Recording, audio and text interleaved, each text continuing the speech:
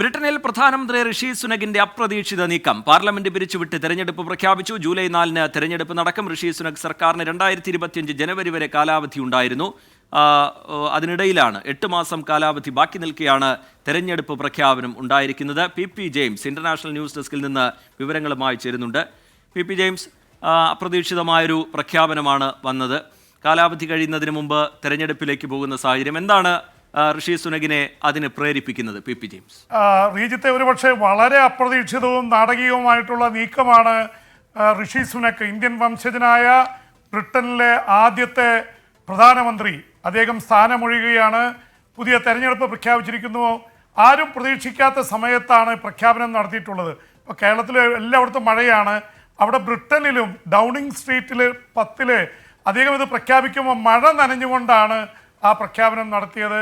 തെരഞ്ഞെടുപ്പിൻ്റെ ചൂടുകാലത്ത് സമ്മർ സീസണിൽ ആണ് തെരഞ്ഞെടുപ്പ് വരുന്നത്, ജൂലൈയിലാണ്. അപ്പോൾ അവിടെ മഴയാണ് ലണ്ടനിൽ. അദ്ദേഹം ഡൗണിങ് സ്ട്രീറ്റ് 10 പ്രധാനമന്ത്രിയുടെ ഔദ്യോഗിക വസതിക്ക് മുൻപിൽ നിന്നുകൊണ്ടാണ് തെരഞ്ഞെടുപ്പിൻ്റെ പ്രഖ്യാപനം നടത്തിയത്. 2025 ജനുവരി വരെ അദ്ദേഹത്തിന് കാലാവധി ഉണ്ടായിരുന്നു. 8 മാസം മുമ്പേ വളരെ നാടകീയമായി തെരഞ്ഞെടുപ്പ് പ്രഖ്യാപിച്ചിരിക്കുന്നു. സാധാരണ ജയിക്കാനുള്ള ഒരു അവസരമുള്ളപ്പോഴാണ് ഈ പ്രഖ്യാപനം നടത്തുക. പക്ഷേ സർവേകളിലൊക്കെ പ്രതിപക്ഷമായ ലേബർ പാർട്ടിയും ലേബർ പാർട്ടിയുടെ നേതാവ് കെയർ സ്റ്റാർമർ വിജയിക്കും എന്നുള്ള രീതിയിലാണ് 44-45% പിന്തുണ പ്രതിപക്ഷത്തിനാണ്, ലേബർ പാർട്ടിക്കാണ്. സുനക്കിൻ്റെ കൺസർവേറ്റീവ് പാർട്ടിക്ക് 22-23% പിന്തുണയാണ് ഗാർഡിയനൊക്കെ നടത്തിയ സർവേയിൽ വന്നിട്ടുള്ളത്. പിന്നെ എന്തുകൊണ്ട് ഈ തെരഞ്ഞെടുപ്പ് പ്രഖ്യാപിച്ചു എന്നുള്ളത് ഇപ്പോൾ അത്ഭുതമായിരിക്കുന്നു. അദ്ദേഹം അവകാശപ്പെട്ടിരിക്കുന്നത് സാമ്പത്തികമായി തകർന്ന ബ്രിട്ടനെ ഒരു സ്ഥിരമായിട്ടുള്ളൊരു സാമ്പത്തിക അവസ്ഥയിലേക്ക് എത്തിക്കുന്നതിൽ പങ്കുവഹിച്ചുവെന്നും പണപ്പെരുപ്പം തടഞ്ഞു നിർത്തിയെന്നുമാണ്. പക്ഷെ വല്ലാത്ത ഒരു അവസ്ഥയിലൂടെയാണ് കഴിഞ്ഞ 5 വർഷം ഇവരുടെ പാർട്ടി, കൺസർവേറ്റീവ് പാർട്ടി കടന്നുപോയത്. 2019 ഓർക്കുന്നുണ്ടാവും റീജിത്ത്, ബോറിസ് ജോൺസൺ 80 സീറ്റിൻ്റെ ഭൂരിപക്ഷത്തോടെയാണ് പ്രധാനമന്ത്രിയായത്. അതിനുശേഷം കോവിഡ് വന്നു. കോവിഡിൻ്റെ വലിയ വിവാദങ്ങൾ, അതിൻ്റെ പേരിൽ അദ്ദേഹത്തിന് രാജിവെച്ച് പോകേണ്ടി വന്നു.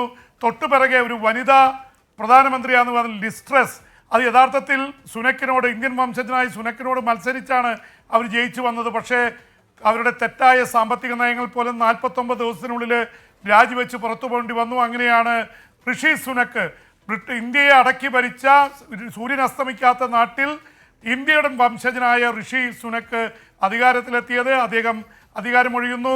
മെയ് 30-ന് എല്ലാവരും MP-മാരല്ലാതാവും. ജൂലൈ 4-ാം തീയതിയാണ് തെരഞ്ഞെടുപ്പ്. തെരഞ്ഞെടുപ്പിൽ കൺസർവേറ്റീവ് പാർട്ടി അധികാരത്തിൽ വരാനാണ് ഇപ്പോഴത്തെ സൂചനകൾ. പക്ഷേ എന്തുകൊണ്ട് തെരഞ്ഞെടുപ്പ് നേരത്തെ പ്രഖ്യാപിച്ചു എന്നതിന് ഇപ്പോഴും മറുപടി പറയാൻ പറ്റാത്ത അവസ്ഥയിലാണ്. അദ്ദേഹത്തിന് ഒരു ഇത് പറ്റിയിരുന്നു, പാർട്ടിക്കുള്ളിൽ വല്ലാത്ത എതിർപ്പ് നേരിടേണ്ടി വന്നു. അതിൻ്റെ ഒരു വികാരപരമായ ഇതിലാണോ ഈ നിലപാടെടുത്തതെന്നറിയില്ല. എന്തായാലും പ്രതിപക്ഷത്തിന് ആവശ്യത്തിനുള്ള സമയം ലഭിക്കാതിരിക്കുക എന്നുള്ളതാണോ ലക്ഷ്യമെന്നറിയില്ല. 5 ആഴ്ചയാണ് പാർലമെൻറ്റ് പിരിച്ചുവിടുന്നത്. മെയ് 30-ന് 5 ആഴ്ചയാണ് അവർക്ക് ലഭിക്കാൻ പോകുന്നത്. എന്തായാലും ചരിത്രം സൃഷ്ടിച്ചുകൊണ്ടാണ് ഋഷി സുനക് പ്രധാനമന്ത്രി പദം വിടുന്നത്. ഒപ്പം തന്നെ ബ്രിട്ടനിൽ ഒരുപാട് നയങ്ങൾ എഡ്യൂക്കേഷൻ രംഗത്ത്, സാമ്പത്തിക രംഗത്തൊക്കെ അദ്ദേഹം കൊണ്ടുവന്നിരുന്നു. അതിൻ്റെയൊക്കെ ഫലം ഇലക്ഷനിൽ കാണുമോ എന്ന് അറിയില്ല. റീജിത്ത്. ശരി, പി ജെയിംസ് ഇന്റർനാഷണൽ ന്യൂസ് ഡെസ്കിൽ നിന്ന് വിവരങ്ങൾ നൽകുകയായിരുന്നു.